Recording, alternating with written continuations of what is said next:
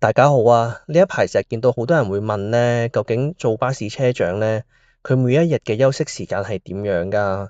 跟住要唔要考個 D2牌入職做啊？咁樣又唔知點樣去判斷自己做唔做得掂，係咪？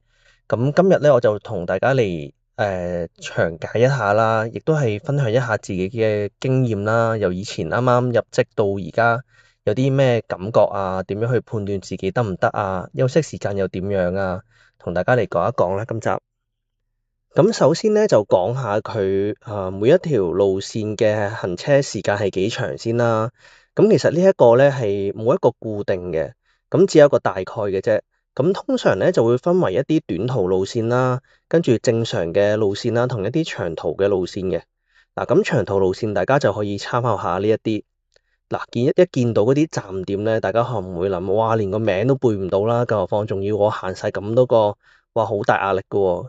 係啦，咁其實呢一啲一般就唔會俾新人去做嘅，一般都係一啲已經係收足晒啊，跟住嗰啲比較良好記錄嘅一啲車長去做嘅呢啲係。咁新人咧一般就會做一啲短途線啦，或者係一啲比較輕鬆啲嘅線係會比較多少少嘅。咁普遍咧，如果做一啲短途線嘅話咧，咁短途線佢嘅行車時間係幾長咧？咁其實一般可能係40分鐘到啦，或者40分鐘內啦，咁就已經可以完成一轉車，咁就翻嚟可以休息噶啦。咁一啲正常嘅線又係點樣咧？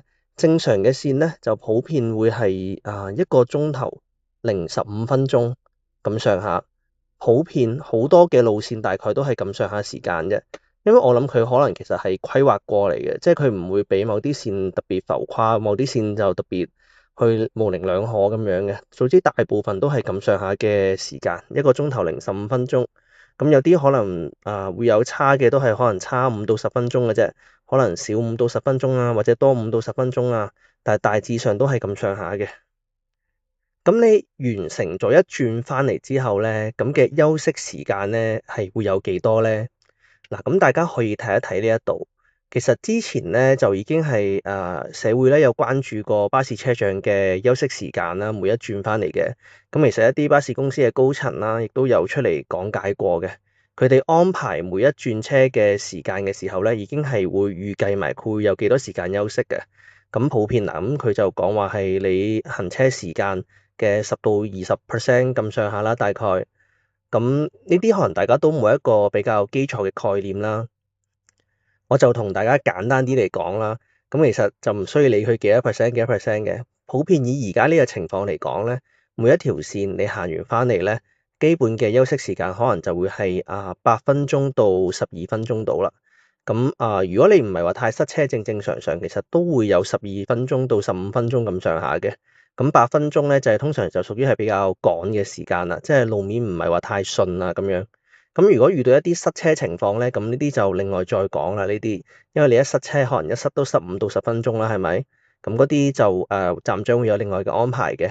咁但係咧，你翻到嚟站頭咧，你一樣係可以去洗手間啦，跟住飲水啦、洗面啦，做好你足夠嘅準備，你先開始下一轉車嘅。有時如果可能站長想提醒你話，快少少，可能唔好夠車啊。咁其實都係一啲提醒嘅啫，你都係要做好自己準備，你先可以出車嘅。如果唔係，係非常之危險嘅。Anyway，咁就係普遍每一轉車嘅翻嚟嘅休息時間，大家就當佢係10分鐘多少少咁上下啦。咁無論短途線啦，定係中途線啦，大概都係咁上下時間。係啲人就話：哇，咁短途線咪好爽？你行可能行40分鐘、30零分鐘，翻嚟又係休息十幾分鐘，跟住有時有啲正常嘅線又係咁樣。咁係嘅，係真係嘅。所以短途線相對地係會比較舒服嘅，同埋你冇咁多站啦，你唔需要成日停啦，又唔需要咁用精神去留意啦，係咪嗰啲上落客嘅情況啊？有冇人暗鐘啊？有冇人要上客啊？咁樣係咪係會舒服啲嘅？通常啲新人咧比較多就會翻呢啲線㗎啦。咁所以大家可以計翻落嚟啦。咁如果一日嘅工作時間係9個鐘或者9個零鐘，即係連埋食飯啊，咁樣嘅情況下咧，你就可能行6、7轉咁上下啦。咁樣其實6、7轉我就當佢係6、7次嘅10分鐘。咁其實呢度都已經係有個幾鐘嘅時間休息㗎啦。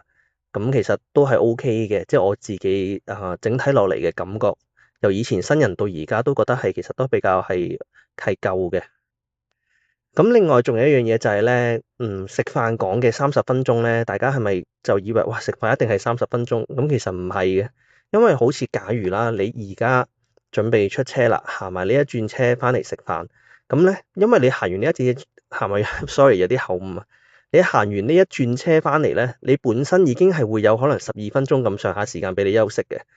會擺咗喺度㗎啦，個休息時間，跟住再搭埋你嗰半個鐘食飯咧，咁其實基本你可以食到40分鐘嘅，大部分都會有嘅。咁如果少嘅情況下，可能比較趕嘅情況下咧，都會有30零分鐘，係一定會有㗎啦，基本上就係。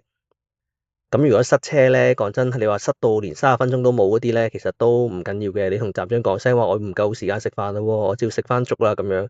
咁其實一樣會俾到30分鐘你嘅。咁食完飯之後，先再睇下點樣安排嘅啫。咁佢都好靈活嘅，冇話咁死咕咕，一定要由第一個站開始去乜嘢。佢可能會安排你去飛到去中途站嗰度，先再重新開始做營運啦，咁樣啦，會有各種唔同嘅安排都會有嘅。所以休息方面係真係唔需要擔心。仲有一樣嘢就係收工啦。咁可能假如你收3點半啦咁樣，咁你喺最尾嗰轉咧發車啦。嗱，你發完車翻嚟，跟住行完翻嚟就收工咯喎，你自己知道係咪？咁你收工啦，咁其實咧你係會一樣係會早咗嗰十幾分鐘翻嚟嘅，即係佢嘅休息時間亦都會括埋落嚟。即係變相你可能你收3點半啦，咁你可能你3點20分你就已經係翻到嚟站噶啦。咁點樣啊？咁其實你可以收工噶啦，咁樣。咁佢呢樣嘢又幾得意，亦都係幾好嘅，因為你就算你早收咗啦，咁佢計俾你嘅人工咧，同埋呢個 OT 錢咧，都係會按翻你當日嘅時間表嚟去計翻俾你嘅，就唔會話哇你少咗10分鐘翻嚟，咁就喺度扣翻你10分鐘嘅 OT 錢啦，就唔會嘅，唔關事嘅呢啲。咁當然啦，假如你多咗啦，你可能遲咗翻嚟啦，咁佢會斷分鐘去計翻俾你嘅。咁呢啲同站長去溝通就得㗎啦，大家夾翻啲時間，咁 OK 冇問題就冇問題㗎啦。咁所以做呢一行咧，休息時間咧係絕對係會夠嘅。咁你有啲人咧就會講啦，有可能喂我明明點解咁奇怪，我呢一兩轉翻嚟咧得6、7分鐘，但係咧後面嗰兩轉翻到嚟咧又有成10幾20分鐘嘅咁樣。係啦，咁其實佢有時會因應翻你繁忙時段啦，咁佢嘅間隔其實係會有喐動嘅，但係佢平均翻俾你嘅時間其實大概就係呢個時間啦，但係唔會喐動太耐，因為佢有時可能咧，你可能朝早啲人翻學啊、翻工啊，咁需要用車嘅人多啊嘛，咁佢嗰啲時間就可能會發密啲，咁就俾你休息少2、3分鐘先，但係下一轉你早咗翻嚟㗎嘛，係咪？咁所以其實你嘅時間一樣係會有多咗嘅，所以呢啲大家就唔需要太過去擔心。最緊要就係做好自己嘅一個發車前嘅狀態，飲水啦、洗手間啦，跟住可能喐動一下隻腳啲筋骨啦，咁樣拉下筋啊。咁如果你時間多，你中意跑翻5、6分鐘步都冇問題嘅，都 OK 嘅。我自己有時都會。好啦，咁至於有咩人又適唔適合入職做咧？即係。我自己分享一下我自己經歷啦。我自己以前咧，其實都係一個做行政類工作嘅人嚟嘅。咁我自己啱啱入職做咧，我自己就覺得最大嘅挑戰咧，其實都唔係喺話你營運上面啊嗰啲嘢，其實就係一開頭3個月或者係到頭半年啦，呢段時間係比較辛苦啲。最主要係因為唔適應咯。因為以前咧，相信好多人啦都係啦，由細到大啦。你哋做嘅 part time 啊、full time 啊，或者啲體驗類嘅工作啊，基本上都唔會接觸到巴士呢一個行業，唔會有機會俾你去嘗試去做咁樣嘅。所以你貿然咧去入職做呢個咧，你突然之間你嘅身體係非常之唔適應嘅。所以一開頭嘅適應時間，你係會個身體你會好容易會攰啦，容易疲勞啦，同埋會成日想食嘢啦，係好正常，因為消耗能量大。